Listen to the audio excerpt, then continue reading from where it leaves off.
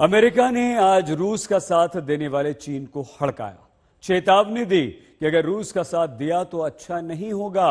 लेकिन यूक्रेन पर तटस्थ नीति अपनाने वाले भारत को लेकर अमेरिका के सुर अलग थे। अमेरिका के डिप्टी विदेश मंत्री वेंडी शर्मन ने कहा, हम भारत की मदद करेंगे ताकि वो रूस पर हथियारों के लिए निर्भर न रहे। आज यूके यानी कि यूनाइटेड किंगडम के प्रधानमंत्री बोरिस जॉनसन ने प्रधानमंत्री नरेंद्र मोदी को माय खास दोस्त करार दिया। सवाल यह है कि भारत हर महाशक्ति का खास दोस्त कैसे बन गया है।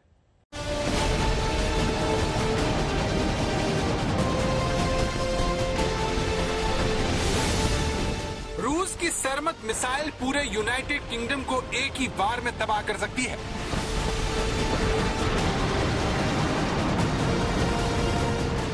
बोरिस जॉनसन जानते हैं कि परमाणु युद्ध की नौबत में पुतिन का पहला एटमी अटैक उन्हीं के देश पर होगा। फिर भी भारत आकर रूस के सबसे करीबी देश के पीएम की तारीफ करना बताता है कि भारत की कूटनीति और शक्ति का दुनिया में कोई मुकाबला नहीं है।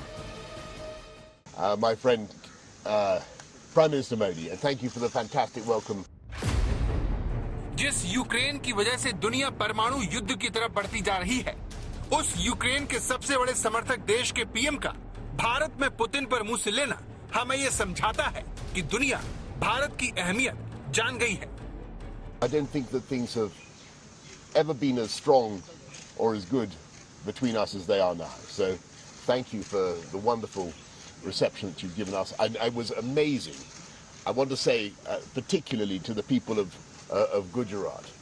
We had, I mean, they put on a most fantastic welcome for us yesterday in Narendra. It was absolutely extraordinary. I've never seen such a joyful reception. I wouldn't get that necessarily everywhere in the world. Boris Johnson जब भारत रवाना हुए तब ये कयास लगाए जा रहे थे कि वो भारत और रूस की दोस्ती को तोड़ने के लिए नई दिल्ली आ रहे हैं। लेकिन गुजरात में उतरते ही न जाने क्या हुआ। पुतिन को हर पल कोसने वाले बोरिस जॉनसन ने अपने सबसे बड़े जानी दुश्मन का नाम तक लेना गवारा नहीं किया और पीएम मोदी को खास दोस्त बताकर भारत की दमदार कूटनीति का डंका पीट दिया। My friend Prime Minister Modi, Narendra, my खास दोस्त, I think is the phrase I want in Hindi. We've had a fantastic 2 days here in India. तो सुना आपने, बोरिस जॉनसन ने नरेंद्र मोदी को दोस्त ही नहीं बताया, बल्कि उन्होंने प्रधानमंत्री मोदी को खास दोस्तों की लिस्ट में शामिल किया। My friend Prime Minister Modi, Narendra, my खास दोस्त, I think is the phrase I want in Hindi.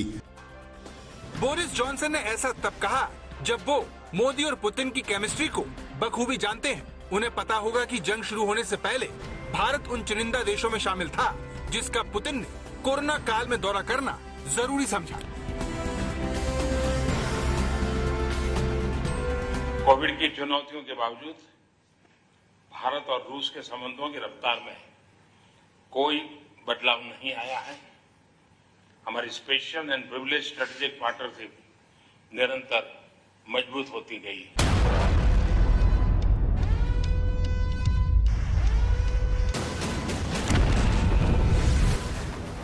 Putin के इस दौरे के फौरन बाद दुनिया का बुरा सपना सच हो गया। यूक्रेन में रूस के हमले ने दुनिया को 2 हिस्सों में बांट दिया। अमेरिका और नाटो देश रूस के खिलाफ हो गए और वो रूस का बहिष्कार करने में जुट गए। इसके लिए इन देशों ने साम दाम दंड भेद की नीति अपनाई। लेकिन भारत की कूटनीति का कमाल यह है कि बोरिस जॉनसन ने भारत रूस के बीच होने वाले कारोबार, रूस से तेल खरीदने की योजना और रूस से हथियारों के सौदे पर एक शब्द नहीं बोला।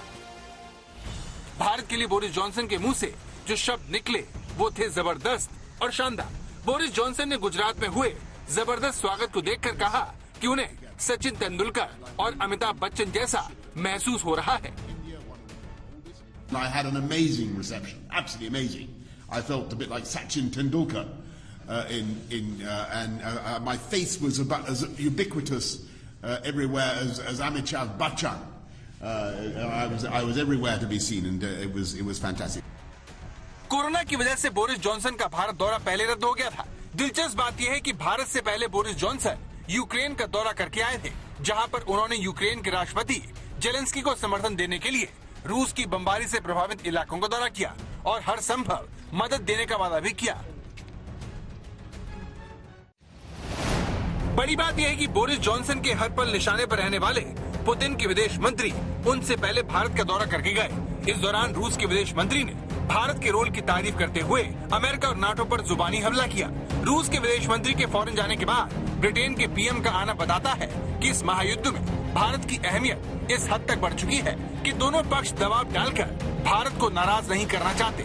यानी मोदी सरकार की कूटनीति के आगे किसी की एक नहीं चल रही थी। एक free, open, inclusive and rule based order पर आधारित इंडो पैसिफिक क्षेत्र बनाए रखने पर हमने जोर दिया। इंडो पैसिफिक ओशन इनिशिएटिव से जुड़ने के यूके के निर्णय का भारत स्वागत करता है। हमने यूक्रेन में तुरंत युद्ध विराम और समस्या के समाधान के लिए डायलॉग और डिप्लोमेसी पर बल दिया। This morning we've had wonderful talks, and I think that they have strengthened our relationship in every way. In challenging times, it is very important that we, the CASDOS, get closer together. Boris Johnson ने रूस Ukraine युद्ध पर भारत के स्वतंत्र रुख की सराहना करते हुए ऐसा कुछ भी नहीं कहा जिससे भारत को ऐतराज हो।